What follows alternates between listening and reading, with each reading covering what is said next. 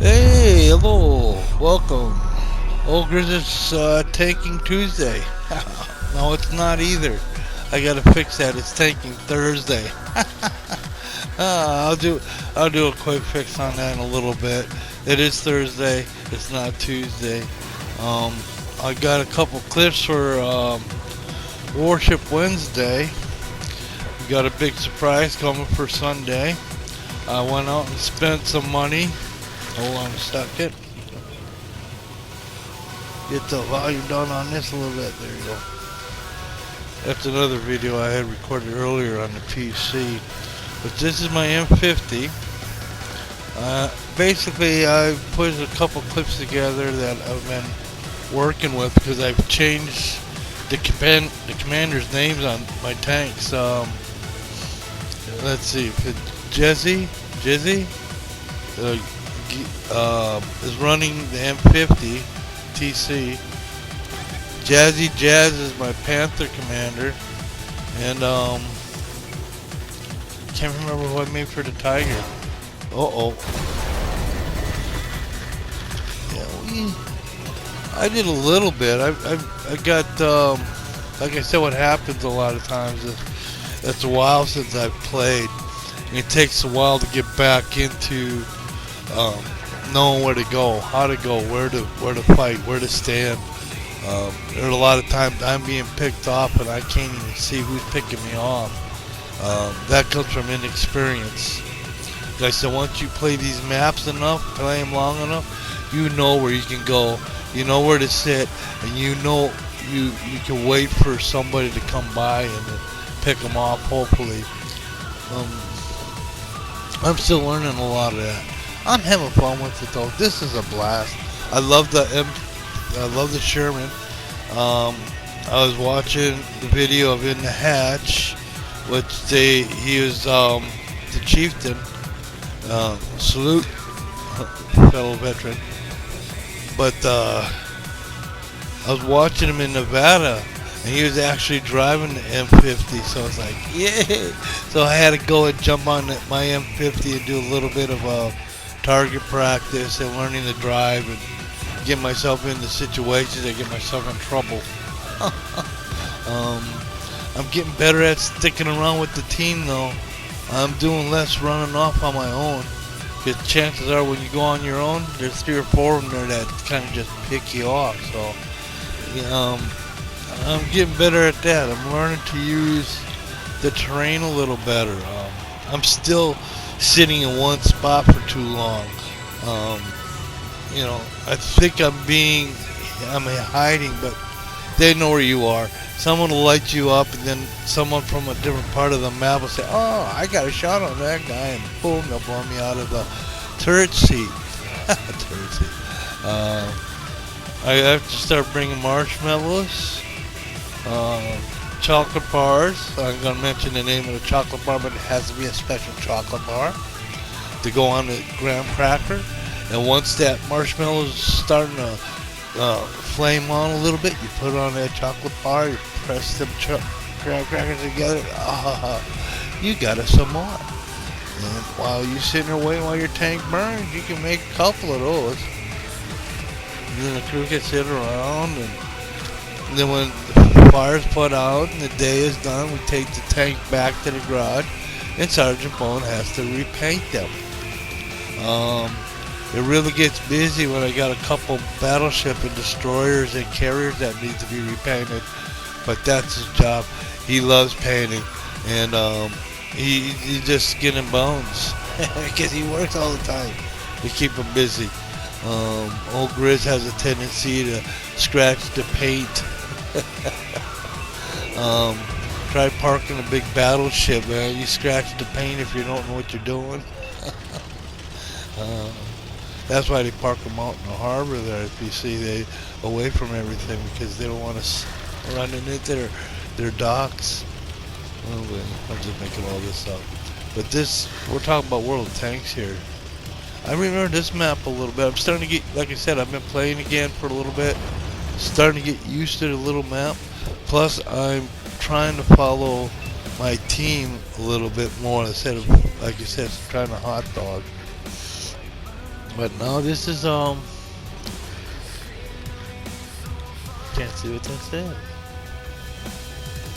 Okay. Okay. I don't have my glasses on.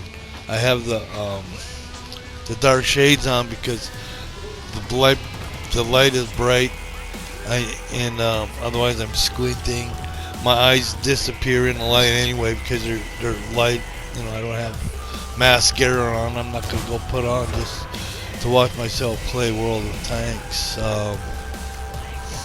Yeah. So I wear the shades. I can see perfectly fine. It's a little darker maybe, but I can see fine. And like I said, with the light in my eyes would make it hard to play. So, but I can't get a good video if I don't have the light on. So I'm going to look at putting other lights up in different spots, and we're going to do a few different things. I bought a little laptop. Now I can set that up out there with a mic. I'm going to get another mic. I've got two here. This is the new mic. I got a new mic here hooked into the PC. And then I want to get another mic for the laptop, little laptop, to sit out there by the drums, so we can start doing a lot more with the studio drummer. Because I want to get that area all cleared up, cleaned up. I'm going to move the model of Hazard a little bit, so it's more in behind the drums, not off to the side. So I can get a lot of good stuff in behind the drummer with Hazardous Triple X in the background, hopefully. That's what I'm going to try and do. Plus the drum kit is dirty, it's dusty, it needs to be cleaned. I probably need to tighten some of the heads on the drums. But for the most part I still can play it, so I'll jump on here and there and put a few licks through and do a few sweeps of the toms, and then I love the... See, I got that mallet, those mallets I bought, so that it's not so percussive, so loud using regular sticks. I can do a more softer kind of run and stuff like that. So I like those mallets, and plus it keeps it a little bit more quiet, so I can play a little bit more without disturbing upstairs. So it's kind of trying to find that spot to where I can play. I'm not disturbing anybody, and then when I can play, then I'll turn the video on. Now I got a camera I can use. I bought that cheap one. It really doesn't do that good. I don't care for it.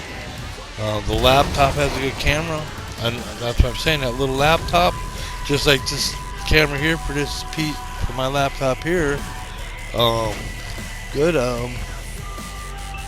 And I think the camera on the I don't know. I'll have to look at that. But back to the battle here. I'm burning again. Cooking up the marshmallows while we sit and wait for the smoke to clear.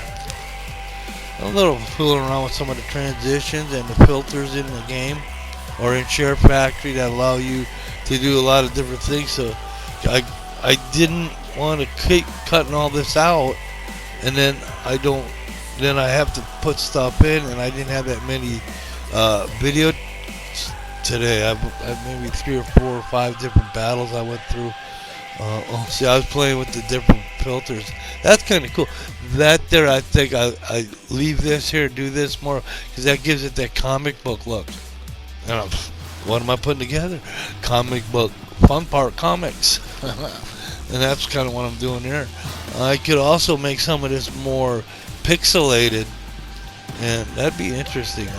I can do that once I can bring it into the PC, because PC's got that filter to make it more like a pixel. It'd be like a Minecraft battlefield with tanks and warships.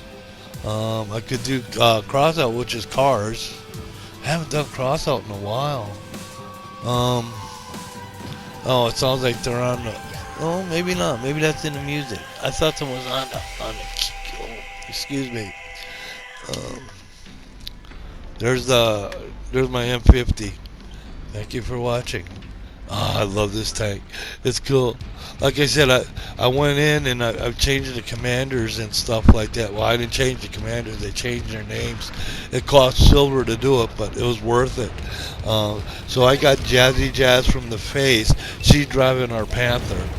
Um, and Panther's got a paint job, all 3 seasons. Plus, it has the decal, and so that's our Panther that Jazzy Jazz is driving. Jesse's driving the Tiger 2, and I can't remember what put on an M50. I'll have to look, but I do like M50. I've always liked the Shermans. Even on the World War II line, I have a lot of M4s. Because you go up the line, you pick them up. I don't like to sell them. I keep them. Cause I got a good collection of tanks now, since I've been playing for quite a few years.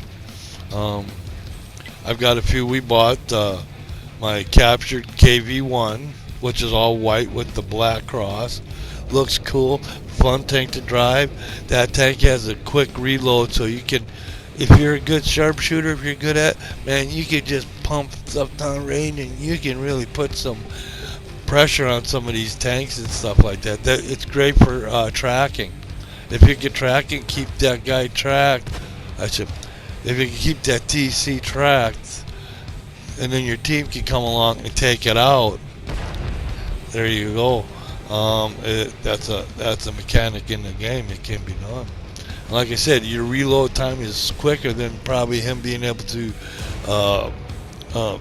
use his repair kit.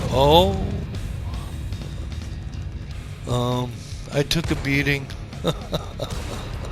Once again, I'm sitting here watching the tank burn, cooking up marshmallows with the rest of the crew. We all just kind of sitting on the ground waiting for the battle to end. And I think next time we'll bring some hot chocolate. That would go good with some s'mores, wouldn't it? I imagine there's a place on that tank where we could put a pot of hot chocolate that keep it warm all day long. Because we used to do that in our exercises. The MRE packets, the foil packets, you could take those like on cooler days and throw them up on the dashboard in the truck. With the heater going, it'll heat that package up, and then when time for lunch or something to eat, you got a nice little warm meal. Some back in the old days, you throw them underneath the hood where the engine is in it. They'd cook there, so when they'd stop for lunch someplace, they'd have a hot meal because it would be cooking while they're driving. That's ingenious. That's what you learn to do. That's what exercises are for, so that you can figure some of this stuff out ahead of time, so that when the situation does occur and you're sitting in the situation, you got an idea what to do already because you've already been in there. And that goes back to that train as you fight as you train, so that when you get into a situation, the confusion and the chaos doesn't affect you because you just automatically go to your training and start doing what you know you have to do anyway. And that saves a lot of lives because people are reacting and not standing there going, oh. Or like World War I, when the first thing guys would do when they get to the trench, they look over the wall, boom, sniper, take them out. The first day, right there. There's a lot of stories like that. Experience gets you through sometimes. Or random, the RNG is not my friend half the time. And as you can see, a lot of times we go through marshmallows because RNG is not friendly to me at all. But that's all right. If you take that into court and kind of, make it, you play with it a little bit, you have fun with it. It's fun. So we're pretty close to getting this one done. I have to read the script here. Cut, print, and post. Put it in the can and on the shelf. From ELE Studio in Sons, Phil Edenogris. Thank you for watching. Hey, that script actually works pretty good. Okay, I hope everybody's having a great summer and fall's on its way.